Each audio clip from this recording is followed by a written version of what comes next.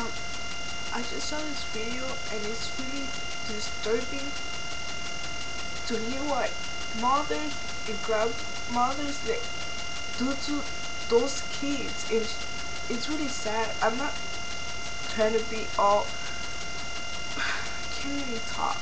It's just really disturbing to hear kids. I'm 15, and yes, like I hang out kids my age and like younger, and it's really cool. But her, she has to be in fourth grade, 17. It just it's disturbing to hear what she had to go through 5 years, you know. And I think I'm not like you thinking, oh, she's just making the video to get whatever. No, it's not like that. It's really messed up. Cause I wouldn't do that to my children who I gave birth to and pain and went through those pain.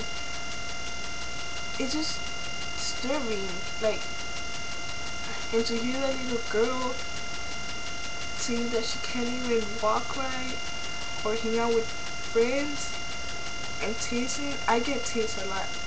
Whatever, it's not about me.